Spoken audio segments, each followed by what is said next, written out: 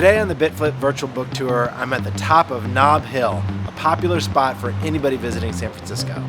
This Tony neighborhood is known for its historic mansions, panoramic views, and luxury hotels, including the stately Fairmont Hotel, which Sam visits when he attends the fictional Boost conference in Chapter 17. Established during the gold rush and railroad boom, Nob Hill rose to its peak of affluent prominence in the late 1800s as the home of the so-called Big Four tycoons of the Central Pacific Railroad, the first transcontinental railroad. Comprised of Leland Stanford, the founder of Stanford University, Collis Potter Huntington, Mark Hopkins Jr., and Charles Crocker, these four white guys all built mansions at the top of the hill and were referred to unflatteringly as nabobs for their conspicuous wealth and disproportionate influence. That term was shortened to just Nobs, and it ultimately stuck as the nickname for the neighborhood. Destroyed in the 1906 fire and earthquake like the rest of the city, Nob Hill transformed from the exclusive residential enclave to the neighborhood it is today. All four men were dead by 1906, and one by one, the families of the railroad barons donated or liquidated their destroyed properties. Charles Crocker's family donated their estate to what is now Grace Cathedral. Founded as Grace Parish in 1849, it too was destroyed in 1906. The rebuild began in 1927, was completed in 1964, and was commemorated in a sermon given by Martin Luther King Jr. in 1965. Collis P. Huntington's family donated the site of their destroyed mansion to what is now Huntington Park, across the street from the cathedral and the Huntington Hotel.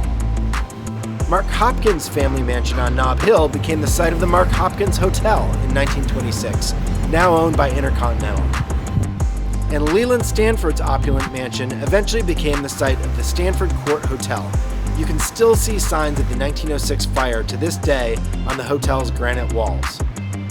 The ornate Fairmont Hotel was one of the few hotels on Nob Hill prior to 1906, and it barely survived the earthquake and subsequent fire. Named for mining magnate and U.S. Senator James Graham Fair, the hotel and its luxurious neighbors frequently host high-profile conferences like the one featured in BitFlip. Across the street from the Fairmont is the mansion of James C. Flood, a silver magnate. It was one of the only structures on Nob Hill to survive the 1906 fire and is now the headquarters of the exclusive Pacific Union Club, considered one of the most elite private social clubs in the country. The legacy of Nob Hill's titans of industry is complicated, with their self-serving politics, enormous wealth hoarding, exploitation of working classes, and overt racism. While their businesses connected California to the rest of the country and established California's government, philanthropic organizations, and academic institutions, they also ran monopolistic businesses, ruthlessly persecuted Native American populations, and discriminated against while effectively enslaving early Asian Americans. It's easy to see the parallels between the Nobs of Nob Hill and the tech tycoons of today.